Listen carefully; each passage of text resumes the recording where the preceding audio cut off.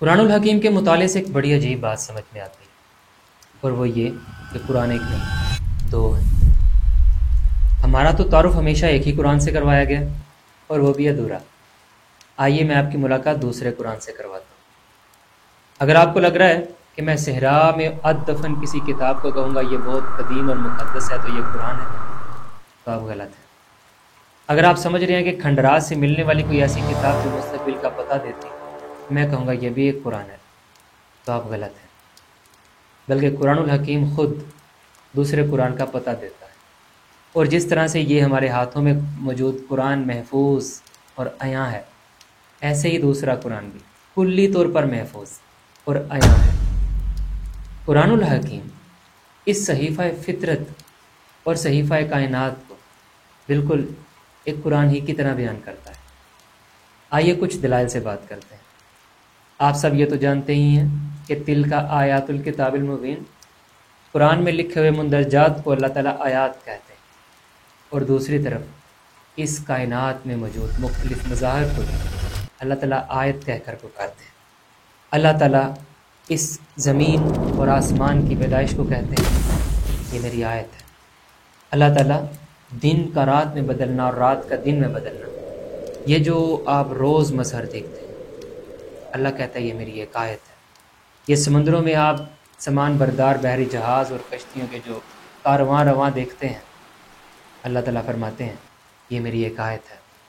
آپ زمین اور آسمان کے درمیان یہ جو گٹا ٹوپ چھائی ہوئی دیکھتے ہیں، اسے آپ ایٹماسفیئر کے نام سے جانتے ہیں، اللہ کہتا ہے یہ صحیفہ فطرت پر لکھی ہوئی میری ایک آیت ہے۔ آپ کہیں پر فارسی، کہیں اردو، کہیں پنجابی، کہیں انگریزی، کہیں ہندی، کہیں عربی، اس طرح سے مختلف زبانوں کو سنتے ہیں اور جانتے ہیں۔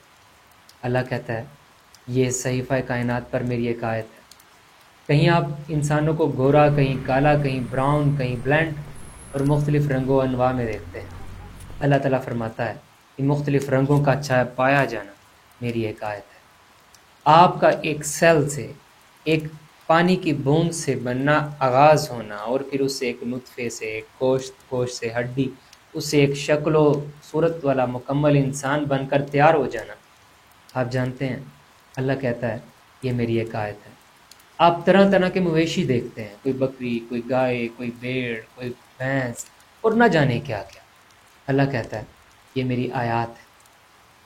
یہ مختلف آیات کو، ان مظاہر قدرت کو آیات کہہ کر مالک کائنات اس طرف اشارہ دے رہے ہیں کہ جس طرح آپ کے ہاتھ میں موجود یہ کتاب قرآن ہے، یہ صحیفہ فطرت اور قدرت بھی اللہ کا قرآن ہے۔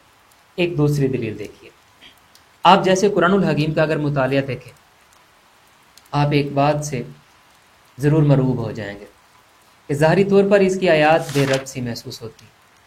قصہ آدم ہی کو لیجئے، 7 مقامات پر بیان ہوا ہے۔ لوط علیہ السلام کا قصہ دیکھیے، کم و بیش 8 مقامات پر ایک ہی قصے کے مختلف اجزاء کو ذکر کیا گیا ہے۔ ایسا لگتا ہے جیسے یہ ایک ہی قصہ بکھرا ہوا پڑا ہے۔ بالکل ایسے ہی اس کائنات کو دیکھیے، آپ کو کہکشائیں، آپ کو سیاروں کا مختلف نظام، آپ کو کہیں چھوٹے کہیں بڑے پہاڑ، آپ کو زمین کے مختلف خطے، آپ کو ہر چیز بکھری ہوئی محسوس ہوگی۔ لیکن یہ آپ کے ہاتھ میں موجود مصحف کی صورت میں قرآن ہو، یا یہ پوری کائنات میں موجود یہ عملی قرآن ہو، آپ کو دونوں کے دونوں غور و تدبر کرنے کے بعد ایک نظام میں منضبط نظر آئیں گے۔ جب آپ تھوڑے سے تدبر اور تفکر سے پڑھیں گے، آپ کو سمجھ میں آئے گا کہ قصہ آدم کو 7 ہی مقامات پر ڈسکس کرنا چاہیے تھا۔ آپ کو سمجھ میں آئے گا کہ 8 ہی مرتبہ لوط علیہ السلام کا قصہ سنانے میں کیا حکمت۔ آپ کو سمجھ آئے گا کہ یہ بے ترتیب نہیں ہے، بلکہ یہ خاص ردم، خاص قانون کو فالو کر رہے ہیں۔ اسی طرح سے جس طرح مظاہر قدرت آپ کو بکھرے ہوئے ستارے نظر آتے ہیں، جب آپ مطالعہ کریں گے تو آپ کو سمجھ آئے گا کہ تمام کے تمام اس طرح منضبط اور منظم ہے جیسے ایک لڑی میں پروئے ہوئے مختلف موتی۔ اسی طرح سے جیسے قرآن کے اسرار علماء مشرق، علماء حق کے لیے ہر روز نئے نئے آپ کے لیے راستے فراہم کرتے ہیں، اسی طرح سے اس مظاہر قدرت کو بھی مطالعہ کرنے والے علماء مغرب آئے روز نئے نئے معجزات سے واقف ہوتے ہیں۔ ایک تیسری دلیل دیکھیے، آپ جانتے ہیں اللہ تعالیٰ نے قرآن الحکیم میں یہ چیلنج ایک سے زائد مرتبہ دیا ہے کہ اگر تم اس قابل ہو تو قرآن جیسی ایک کتاب بنا کر لاؤ. اچھا نہیں، 10 صورتیں بنا کر لے آؤ. یہ بھی نہیں، ایک آیت بنا کر دکھا دو. پھر اللہ تعالیٰ بتاتے ہیں تم نہیں بنا سکتے.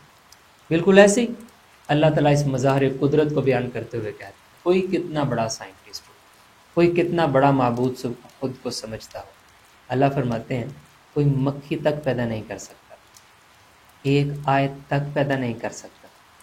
اس مصحف کی ایک آیت تک پیدا نہیں کر سکتا.